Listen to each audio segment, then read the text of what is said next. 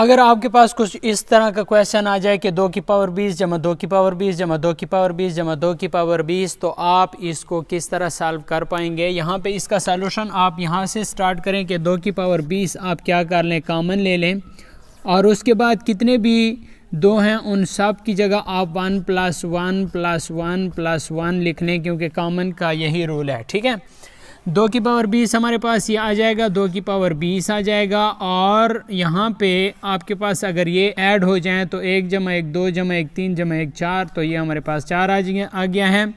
यहाँ पे हमारे पास ब्रैकेट है, तो 2 की पावर 20 और ब्रैकेट की जगह ज़रब लगा लेंगे और यहाँ पर 4 लिख लेंगे। तो 4 की जगह हम क्या लिख सकते हैं, 2 की पावर 2 भी लिख सकते हैं, तो इसलिए मैंने यहाँ पे 2 की पावर 2 लिख लिया है। जब बेस आपके पास सेम हो तो आपके पास ये रूल याद होगा कि a की पावर m ज़रब a की पावर n, तो ये बराबर होगा a की पावर m + n के। तो यहाँ पे मैं लिख लूँगा 2 की पावर 20 जमा 2, हमारे पास जो आंसर आ जाएगा वो हमारे पास आ जाएगा 2 की पावर 22। उम्मीद करता हूँ आपको ये वीडियो अच्छी लगी होगी। अगर आपको इस ट्रिक से फ़ायदा हुआ है तो आप वीडियो को लाइक कर लें, शेयर कर लें, चैनल पे नए हैं तो सब्सक्राइब कर लें, फेसबुक पेज पे नए हैं तो फेसबुक पेज को फॉलो कर लें। अगर आपके पास इस तरह का क्वेश्चन आ जाए कि 2 की पावर 22 ज़रब 3 की पावर 33, तो आप इसको कैसे सॉल्व करेंगे।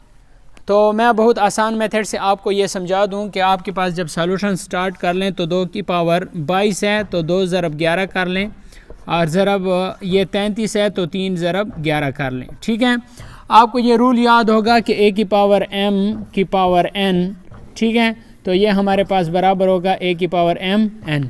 तो अब हम इसको लिख लेंगे कि 2 की पावर 11 ज़रब 3 की पावर 11। ठीक हो गया है। अब आप 2 दूने 4 ज़रब होल की पावर 11 आ जाएगा, और 3 3 9 9 3 27 होल की पावर 11 आ जाएगा। ठीक है, आपने ये रूल भी पढ़ा होगा कि a की पावर m ज़रब b की पावर m, तो ये हमारे पास किस चीज़ के बराबर होता है, a b होल की पावर m के बराबर होता है। तो 27 ज़रब 4 हमारे पास आ जाएगा 108, और 108 की पावर 11 हमारे पास आ गया है।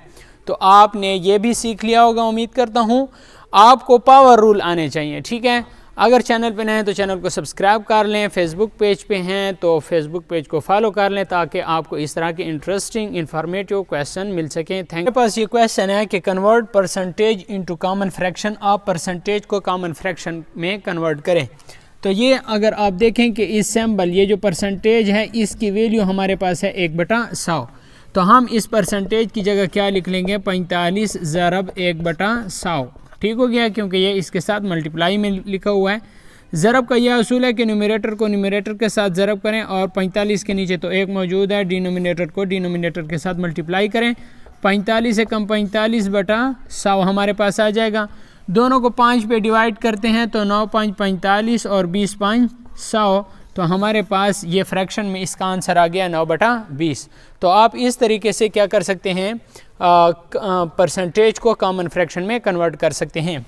एक और हमारे पास क्वेश्चन है, अगर आपको इसकी समझ नहीं आई तो एक और क्वेश्चन, आपने परसेंटेज की वैल्यू को आपको पता होना चाहिए कि परसेंटेज हमारे पास परसेंट की वैल्यू है 1/100। एक और क्वेश्चन है 79%, तो 79 मल्टीप्लाई बाई 1/100। ठीक है, 79 को 1 से मल्टीप्लाई करें, 79/100, तो ये हमारे पास क्या आ गया है, फ्रैक्शन की हालत में ये आंसर इसका आ गया है। उम्मीद करता हूँ आपको इसकी समझ आ गई होगी। दोस्तों, ये हमारे पास एक क्वेश्चन है कि फ्रैक्शन को परसेंटेज में तब्दील करना है, कि ये हमारे पास फ्रैक्शन है, इसको परसेंटेज में कैसे तब्दील करेंगे। तो जब फ्रैक्शन को आप परसेंटेज में तब्दील करते हैं तो इसको ज़रब देनी है 100/100 के साथ। ठीक है, इजी आसान तरीका है।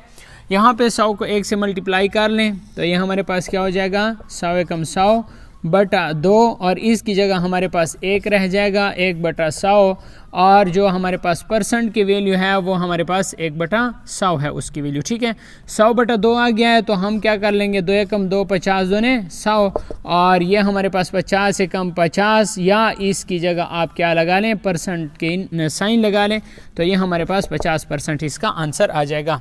एक और क्वेश्चन देखते हैं कि हमारे पास एक और क्वेश्चन है, और वो हमारे पास है 1/4 1/4 को हम परसेंटेज में अगर तब्दील करें तो इसको 100/100 के साथ मल्टीप्लाई करना पड़ेगा। 100 को ऊपर वाले 100 को ये करना है, मल्टीप्लाई करना है, नीचे वाले 100 को अपनी जगह पे छोड़ देना है। तो ये हमारे पास 100/4 आ जाएगा। ज़रब इस 100 की जगह 1 आ जाएगा 1/100, और 1/100 की जो वैल्यू है 1/100 की वैल्यू हमारे पास परसेंट के बराबर है।